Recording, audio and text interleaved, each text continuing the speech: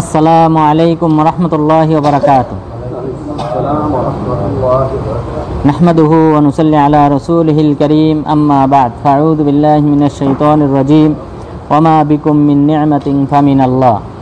সম্মানিত উপস্থিতি, আমরা হাদিসে আরবাঈন আন-নববী তথা ইমাম নববী রাহিমাহুল্লাহ যে 40 হাদিস লিপিবদ্ধ করেছেন, সেই 40 হাদিসের ইতিমধ্যে আমরা 18টি হাদিসের ব্যাখ্যা আমরা করেছি। আজকে 19তম হাদিসের ব্যাখ্যা করব। তো এই হাদিসটি খুবই গুরুত্বপূর্ণ এবং প্রতিটা হাদিসই গুরুত্বপূর্ণ। বিশেষ করে আজকের এই হাদিসটি আমাদের ঈমান বৃদ্ধির জন্যে, তাওহীদের উপর অটল থাকার জন্যে একটা মাইল ফলক হাদিস। যে আসলে ঈমান এবং কুফরি কাকে বলে, ঈমানটা আসলে আমাদের কতটা মজবুত হওয়া দরকার, সেই সংক্রান্ত একটা ওসিয়ত হলো আজকের এই হাদিস। তো আজকের এই হাদিসে আবুল আব্বাস আব্দুল্লাহ ইবনে আব্বাস রাদিয়াল্লাহু আনহু তিনি বলেন, ক্বালা কুনতু খালফা রাসূলিল্লাহি সাল্লাল্লাহু আলাইহি ওয়াসাল্লাম ফাকাল ইয়া গুলাম ইন্নী উআল্লিমুকা কালিমাত ইহফাজিল্লাহ ইয়াহফাজ। যে আব্দুল্লাহ ইবনে আব্বাস রাদিয়াল্লাহু আনহু বলেন, আমি রাসূল সাল্লাল্লাহু আলাইহি ওয়াসাল্লামের সওয়ারির পিছনে ছিলাম। আমরা সওয়ারিতে চলতেছিলাম, আমি তার পিছনে ছিলাম। তখন তিনি আমাকে লক্ষ্য করে বললেন, হে বৎস, ইন্নী ওয়াল্লিমুকা কালিমাত, আমি তোমাকে কয়েকটি বাক্য শিক্ষা দেব, কয়েকটি উপদেশ দেব। ইহফাজিল্লাহ ইয়াহফাজকা, তার মধ্যে প্রথম উপদেশ হলো তুমি আল্লাহ তাআলাকে হেফাজত করো, আল্লাহ তাআলা তোমাকে হেফাজত করবেন। ইহফাজিল্লাহ ইয়াহফাজকা, আল্লাহ তাআলাকে তুমি হেফাজত করো, আল্লাহ তাআলা তোমাকে হেফাজত করবেন। ইহফাজিল্লাহ তাজিদহু তুজাহাক, তুমি আল্লাহ তাআলাকে হেফাজত করলে আল্লাহ তাআলাকে তোমার সামনেই পাবে। অর্থাৎ যে তুমি যদি আল্লাহ তাআলার বিধিবিধান মেনে চলো, আল্লাহ তাআলার দেওয়া আহকাম তুমি যদি মেনে চলো, তাহলে আল্লাহ তাআলাকে তুমি সর্বদা তোমার সহযোগী হিসেবে পাবে। আল্লাহ তাআলা তোমাকে সর্বদা সহযোগিতা করবেন। ইদা সাআলতা ফাসআলিল্লাহ, এই উপদেশের মধ্যে দ্বিতীয় যে উপদেশ সেটি হলো ইদা সাআলতা ফাসআলিল্লাহ, যখন তুমি চাইবে তখন একমাত্র আল্লাহ তাআলার কাছে চাইবে। তাহলে কোনো মাখলুকের কাছে চাওয়া যাবে? কোনো পীরের কাছে, কোনো আল্লাহর ওলির কাছে, নবীর কাছে, ফেরেশতার কাছে, আল্লাহ তাআলা ব্যতীত কোনো মাখলুকের কাছে কোনো কিছু চাওয়া যাবে না। যে সকল বিষয়ে সাহায্য করার ক্ষমতা একমাত্র আল্লাহ তাআলার রয়েছে, সেই সকল বিষয়ে আল্লাহ তাআলা ব্যতীত কোনো মাখলুকের কাছে যাওয়া যাবে না, কোনো মাখলুকের কাছে চাওয়া যাবে না। তো কোনো ব্যক্তির সন্তান হয় না, মানুষ দৌড় দেয় কোথায়? মাজারে। কোনো ব্যক্তির সন্তান না হলে সিলেটের মাজারে, শাহজালালের মাজারে, এরপর খুলনার খানজাহান আলীর মাজারে, এরপর শাহপরান, এইভাবে অনেক মাজার আমাদের দেশে রয়েছে। তো মানুষের কারো যদি কোনো সন্তান না হয়, তারা তখন প্রথমে ছুটে যায় এই মাজারগুলিতে।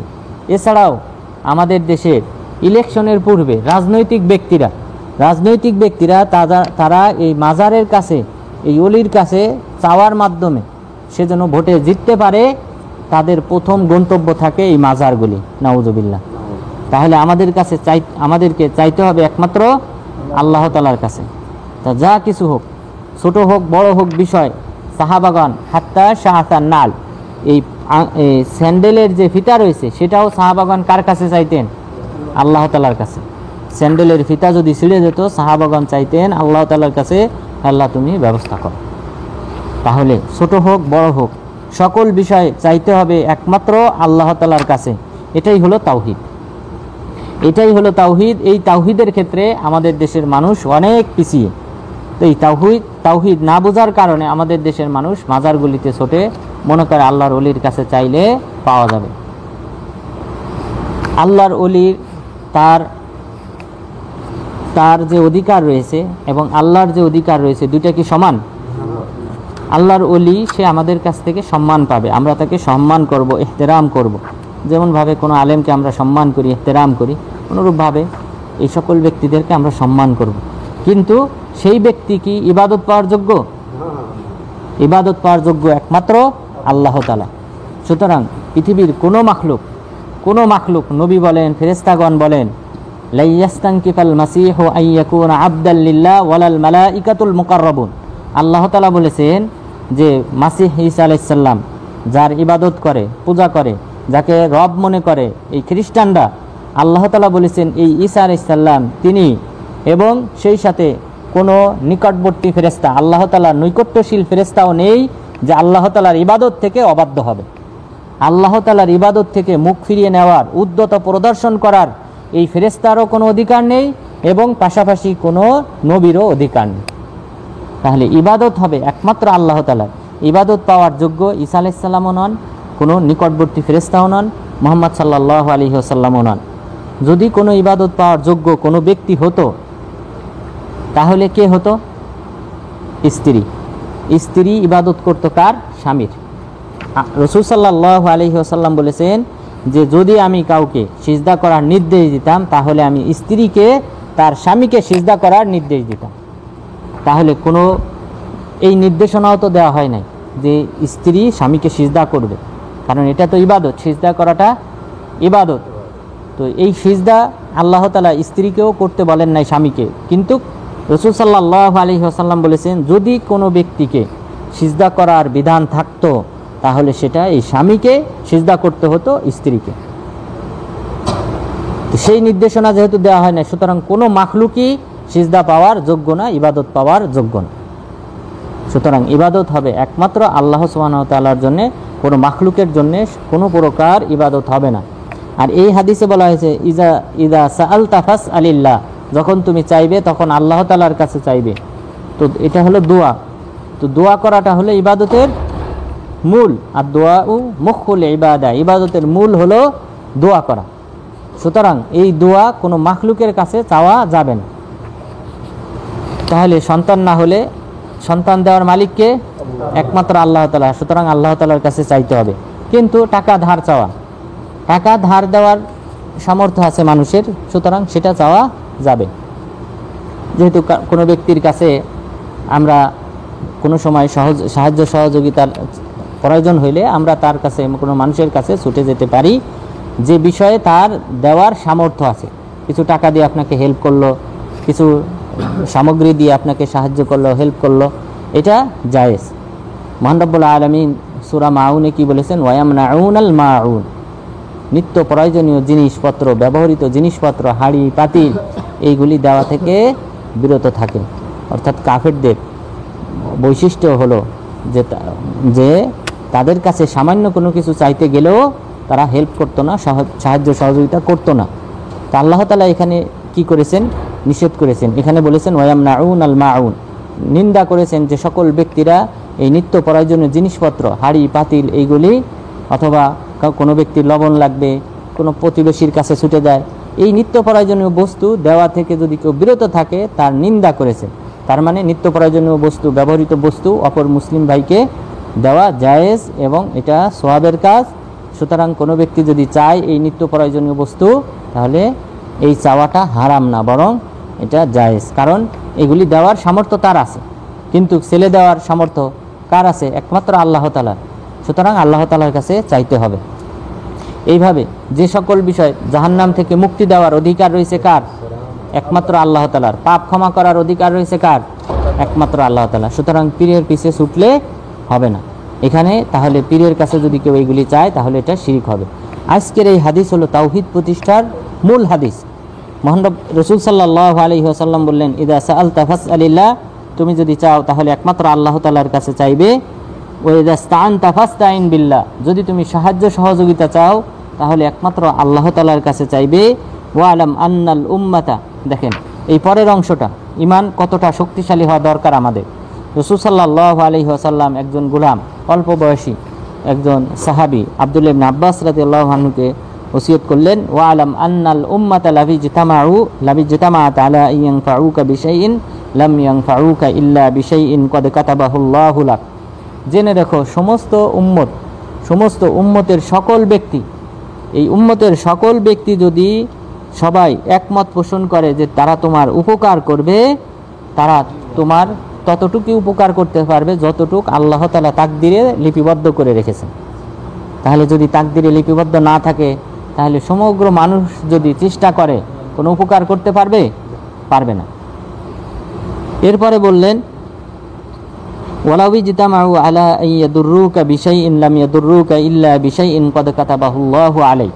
আর সমগ্র মানব জাতি তারা যদি একত্রিত হয় তোমার অনিষ্ট করার জন্য, অকল্যাণ করার জন্যে, ক্ষতি করার জন্যে, তোমাকে হত্যা করার জন্যে, তাহলে সমগ্র মানব জাতি তোমার ততটুকুই ক্ষতি করতে পারবে যতটুকু আল্লাহ তাআলা লিপিবদ্ধ করে রেখেছে।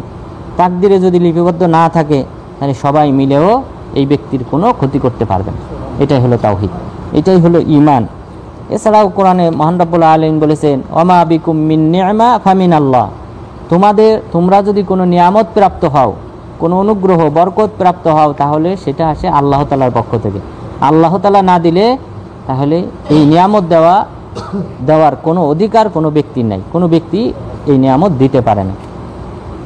আল্লাহুম্মা লা মানিয়া লিমা আতাইতা ওয়ালা মুতিয়া লিমা মানাতা, হে আল্লাহ তুমি যা দাও না, যা দিতে বাধা প্রদান করো সেটা দেওয়ার কেউ নেই, আর তুমি যদি কোনো কিছু দাও তাহলে সেটা ফিরিয়ে দেওয়ারও কেউ নাই। সেটা আপনার তাকদিরে পৌঁছাবে বা আপনি অবশ্যই সেই কল্যাণটা আপনি অবশ্যই পাবেন।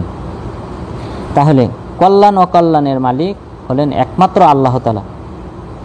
এরপর মহান রব্বুল আলামিন আরও বলেছেন, ওয়া ইয়ামসাসকাল্লাহু বিদুররিন ফালা কাশিফা লাহু ইল্লাহু, আপনি যদি কোনো দুর্দশায় পতিত হন তাহলে সেটা দূরকারী হলেন একমাত্র আল্লাহ তাআলা। তাহলে যদি কোনো ব্যক্তি রোগে আক্রান্ত হয়, কোনো বালা মুসিবতে পতিত হয়, সেটা থেকে মুক্তিদাতা হলেন একমাত্র আল্লাহ তাআলা। অসংখ্য ডাক্তার, সে নিজের ডাক্তার, অথচ তার রোগ হয়েছে, সে আগে থেকেই সতর্ক ছিল, সারা জীবন সতর্কভাবে জীবনযাপন করেছে, এরপরও রোগে আক্রান্ত হয়েছে, ভালো হয়নি। কারণ কি? কারণ এই রোগ ব্যাধি ইত্যাদি ভালো করার মালিক হলেন একমাত্র আল্লাহ তাআলা। ঔষধ দিয়ে রোগ ব্যাধি ভালো হয় না। আল্লাহ তাআলা যদি চান তাহলে এই ঔষধ সেবনের মাধ্যমে আল্লাহ তাআলা রোগগুলিকে ভালো করেন, কিন্তু আল্লাহ তাআলা না চাইলে এই কোনো ঔষধের মাধ্যমে রোগ ব্যাধি ভালো হয় না। এই কারণে মহান রব্বুল আলামিন বলেছেন, ওয়া ইয়ামসাসকাল্লাহু বিদুররিন ফালা কাশিফা লাহু ইল্লাহু, কোনো অনিষ্ট যদি আপনাকে পেয়ে বসে সেটা দূরকারী হলেন একমাত্র আল্লাহ তাআলা। সুতরাং সমগ্র মানব জাতি এবং অপর হাদিসে বলা হয়েছে সমগ্র জিন জাতি সকলেই যদি একই জায়গায় একত্রিত হয়, কোনো মানুষের অপকার করার চেষ্টা করে, তাহলেও কোনো অপকার করতে পারবে না। তবে যতটুকু আল্লাহ তাআলা তাকদীরে লিখে রেখেছেন এর চেয়ে বেশি তারা কিছু করতে পারবেন না। সুতরাং আমাদেরকে এই তাকদীরের উপর এবং এই তাওহীদের উপর আমাদেরকে ঈমান আনতে হবে, তাকদীরের উপর আমাদেরকে অটল থাকতে হবে। এরপরে বললেন, রুফিয়াতিল আকলাম ওয়া জাফফাতিস সুহুফ, কলমকে তুলে নেওয়া হয়েছে এবং খাতা শুকিয়ে গিয়েছে। অর্থাৎ তাকদীরে যে আমাদের সৃষ্টির, অর্থাৎ আসমান জমিন সৃষ্টির 50,000 বছর পূর্বে তাকদীরে যেটা লিপিবদ্ধ করা হয়েছে সেটা ঘটবেই, এর কোনো পরিবর্তন হবে না। কলমকে তুলে নেওয়া হয়েছে এবং খাতার কালিগুলি শুকিয়ে গেছে, সুতরাং এই খাতা দফতরকে বন্ধ করে দেওয়া হয়েছে, এখানে কোনো পরিবর্তন হবে না। সুতরাং লাউহে মাহফুজে যেটা লেখা হয়েছে সেটা কখনো পরিবর্তন হয় না, যেটা আল্লাহ তাআলা সব কিছুর আসমান জমিন সৃষ্টির 50,000 বছর পূর্বে তাকদীর নির্ধারণ করেছে। এরপর যে সকল হাদিসে বলা হয়েছে বিভিন্ন কিছু পরিবর্তন হয়, যেমন কেউ যদি মা বাবার সাথে ভালো আচরণ করে তার বয়স বৃদ্ধি করে দেওয়া হয়, তারপর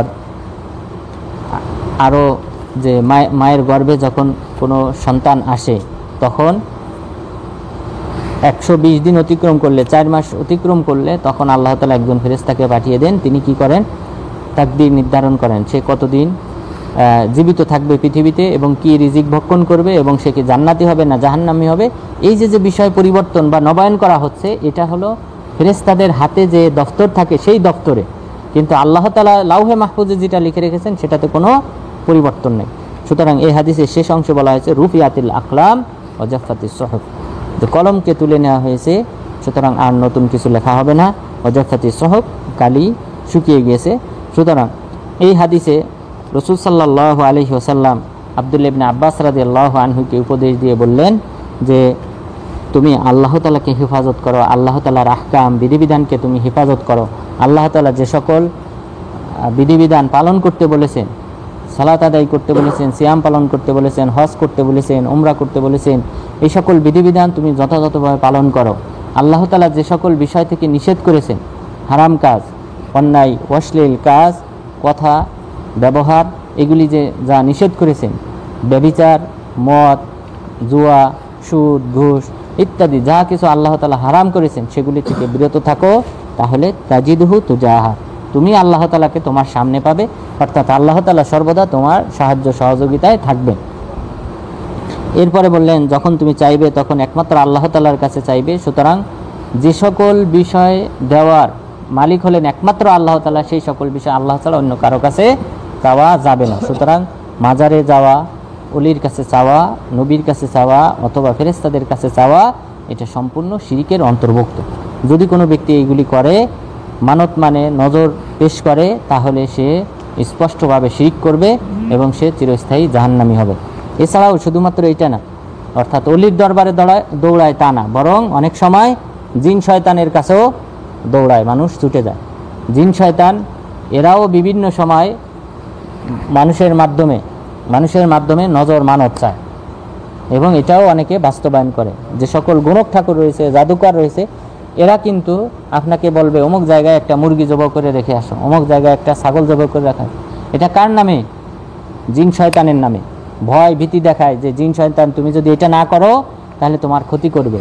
রাসূল সাল্লাল্লাহু আলাইহি ওয়াসাল্লাম বললেন সমগ্র মানব জাতি যদি একত্রিত হয় তোমার কোনো ক্ষতি করতে পারবে না, তবে ততটুক করতে পারবে যতটুক তাকদিরে লেখা আছে। আর আপনারা সবাই জানেন আমাদের প্রত্যেকের সাথে হেফাজতকারী ফেরেশতা রয়েছেন, যারা দিনে 2 জন নিরাপত্তা প্রদান করেন, ডান পাশ থেকে সামনে থেকে, আরেকজন পিছনে থেকে। রাতে আবার অপর 2 জন ফেরেশতা আসেন, তারা আমাদেরকে নিরাপত্তা প্রদান করেন, সামনে থেকে একজন, আরেকজন পিছনে থেকে। যদি তাকদিরে লেখা না থাকে সেটা ফেরেশতারা কি করে দেন? দূরে সরিয়ে দেন। সেটা এই ব্যক্তির উপর সেই বালা মুসিবত পতিত হতে দেন না এই সকল ফেরেশতারা। মহান রব্বুল আলামিন এ সম্পর্কে অনেকগুলি আয়াত অবতীর্ণ করেছেন। ওয়ায়ুরসিলু আলাইকুম হাফাযা, আল্লাহ তাআলা তোমাদের কাছে হেফাজতকারী ফেরেশতাকে প্রেরণ করেন। লাহু মুআকিবাতুম মিন বাইনি ইয়াদাইহি ওয়া মিন খালফি, তার সামনে এবং পিছনে রয়েছে নিরাপত্তা প্রদানকারী ফেরেশতা, প্রহরী। তাহলে আমাদের ভয় পাওয়ার কিছু নেই। জিন শয়তান আপনার আমার কোনো ক্ষতি করতে পারবে যদি ফেরেশতারা প্রোটেক্ট দেয়। একজন ফেরেশতা সম্পর্কে রাসূল সাল্লাল্লাহু আলাইহি ওয়াসাল্লাম বলেছেন উদিনা লি আন উহাদ্দিসা আন মালাকিন মিন হামালাতিল আরশ মা বাইনা আতিকিহি ইলা শাহমাতি উযুনিহি মাসিরাতু 700 আম।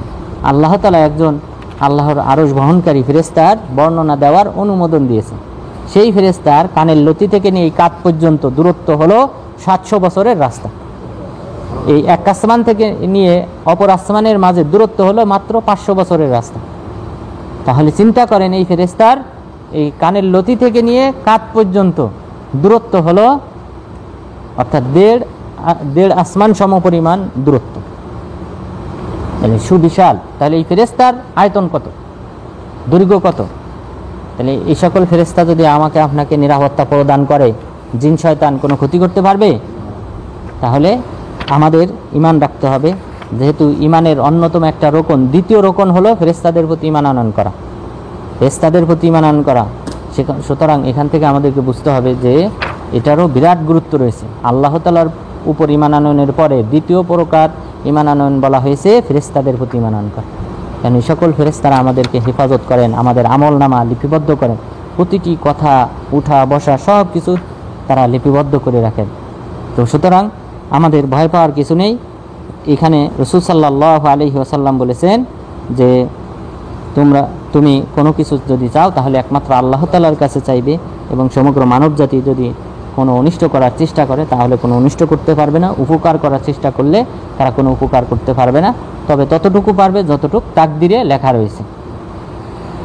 সুতরাং আমাদেরকে অবশ্যই এই হাদিসে যে ঈমানের উপর আমাদেরকে অটল থাকতে উপদেশ দেওয়া হয়েছে, আমাদেরকে অবশ্যই এই ঈমানের উপর অটল থাকতে হবে। এরপর হাদিসের এইটা সুনানুত তিরমিজির রাওয়ায়াত, তিরমিজির অপর রাওয়ায়াতে আরও কিছু অংশ যুক্ত করা হয়েছে। সেখানে বলা হয়েছে ইহফাজিল্লাহ তাজিদহু আমামা, তুমি আল্লাহ তাআলাকে হেফাজত করো, আল্লাহ তাআলার আহকামকে তুমি যথাযথভাবে পালন করো, তাহলে তুমি আল্লাহ তাআলাকে সামনেই পাবে। তাআররাফ ইলাল্লাহ ফির রাখা ইয়ারিফকা ফিস সিদ্দা, তুমি আল্লাহ তাআলাকে তোমার যে স্বাচ্ছন্দ্যময় সময় রয়েছে সেই সময়ে তুমি আল্লাহ তাআলাকে ভুলে যেও না। আল্লাহ তাআলা তোমার বালা মুসিবতের সময়, বিপদের সময় তোমাকে ভুলে যাবেন না। তাহলে আমরা আমাদের যে স্বাভাবিক সময় রয়েছে এই সময় যদি আমরা আল্লাহ তাআলার ইবাদত যথাযথভাবে করি, আমরা বালা মুসিবতে যদি আমরা পতিত হই, আল্লাহ তাআলা সেখান থেকে আমাদেরকে হেফাজত করবেন। আল্লাহ তাআলা যেন আমাদেরকে সকল প্রকার বালা মুসিবত, রোগ ব্যাধি ইত্যাদি থেকে যেন হেফাজত করেন, আমিন। এরপরে রাসূল সাল্লাল্লাহু আলাইহি সাল্লাম বললেন, ওয়া আলাম আন্না মা আখতাআকা লাম ইয়াকুন লিয়ুসিবুক, তুমি জেনে রেখো, মা আখতাআক, যে বিষয়টা তুমি পাও নাই, যে নিয়ামতটা তুমি পাও নাই, যে নিয়ামত থেকে তুমি বঞ্চিত হয়েছো, জেনে রেখো লাম ইয়াকুন লিয়ুসিবা, সেই নিয়ামতটা তোমার পাওয়ার কথা ছিল না, অর্থাৎ আল্লাহ তাআলা তাকদিরে লিখে রাখেন না। অনেক সময় অনেক ধরনের সুযোগ সুবিধা আসে, যে কোনো মান্তেকার মুদির হওয়ার সুযোগ আসে, দেখা গেল যে আপনি হতে পারেন না, আরেকজন হয়ে গেছে। তো এখানে মন খারাপ করা যাবে না, কারণ এটা আপনার তাকদিরে ছিল না, যদি থাকতো অবশ্যই আপনি এই মান্তেকার মুদির হতো। তো সুতরাং কোনো কিছু যদি ছুটে যায় তাহলে আফসোস করতে আমাদেরকে নিষেধ করা হয়েছে। তো আমাদের তাকদিরের উপর ঈমান, এটা কিন্তু বিরাট ব্যাপার, এটা মানুষকে নানান ধরনের বালা মুসিবত, ফিতনা, দুশ্চিন্তা থেকে হেফাজত করে। যদি প্রকৃতপক্ষে আপনি মুমিন হন, তাকদিরের প্রতি বিশ্বাসী হন, তাহলে এই ধরনের দুশ্চিন্তা থেকে রক্ষা পাবেন। অনেকে কাফেররা বিভিন্ন ধরনের বই লিপিবদ্ধ করেছে যে দুশ্চিন্তা করা যাবে না, কিন্তু দেখা গেল সে কিন্তু আত্মহত্যা করে মারা গেছে। কারণ কি? কারণ তাদের ওই তাকদিরের প্রতি বিশ্বাস নেই। কোনো কিছু একটু ছুটে গেলে, 19-20 হলে, তখন দুশ্চিন্তায়, হতাশায় তারা নিমগ্ন হয়। তো আলহামদুলিল্লাহ, মুসলিমরা এই দিক থেকে অনেক উপরে।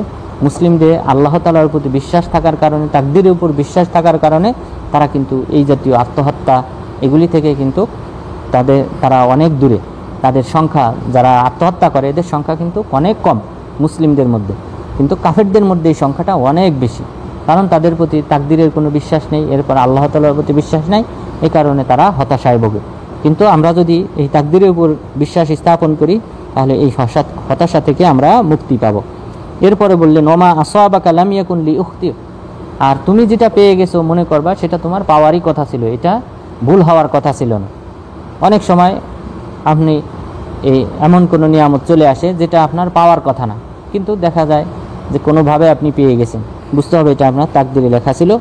ওয়া আলাম আন্নান নাসরা মা সবর, এরপর আরেকটা উপদেশ দেওয়া হলো যে জেনে রেখো, নিশ্চয়ই আল্লাহ তাআলার সাহায্য সহযোগিতা এসে থাকে ধৈর্যের উপর। কেউ যদি অধৈর্য হয়ে যায় তাহলে কিন্তু আল্লাহ তাআলা তাকে সাহায্য করেন না, বরং ধৈর্য ধারণ করলে সেই ব্যক্তিকে আল্লাহ তাআলা সম্মানিত করেন, তাকে সাহায্য করেন। ওয়া আন্নাল ফারাজা মাআল কারব, বালা মুসিবতের পরেই আল্লাহ তাআলা কিন্তু এই বালা মুসিবত থেকে মুক্তি দান করেন। ওয়া আন্না মাআল উসরি ইসরা, এবং জেনে রেখো যে নিশ্চয়ই দুরবস্থার পরেই শান্তি আসে। সুতরাং এই হাদিসে অনেকগুলি উপদেশ দেওয়া হয়েছে, বিশেষ করে আমাদেরকে তাওহীদের উপর অটল থাকতে ওসিয়ত করা হয়েছে, একমাত্র আল্লাহ তাআলার ইবাদত করতে বলা হয়েছে, অন্য কোনো মাখলুককে ভয় পেতে নিষেধ করা হয়েছে, এবং কোনো প্রকার অকল্যাণ কোনো ব্যক্তির মাঝে পৌঁছাবে না একমাত্র আল্লাহর নির্দেশ ব্যতীত। সুতরাং সমগ্র মানবজাতি তারা যদি অকল্যাণ করার, ক্ষতি করার চেষ্টা করে তাহলে তারা ব্যর্থ হবে, আল্লাহ তাআলা যদি লিপিবদ্ধ করে না রাখেন। সুতরাং আল্লাহ তাআলা যেন আমাদেরকে তাওহীদের উপর অটল থাকার মাধ্যমে জান্নাতুল ফিরদাউসে যাওয়ার তৌফিক দান করেন, আমিন। ওয়া সাল্লাল্লাহু আলা নাবিয়্যিনা মুহাম্মদ ওয়া আলা আলিহি ওয়া সাহবিহি আজমাইন। কারো কোনো প্রশ্ন থাকলে করতে পারেন।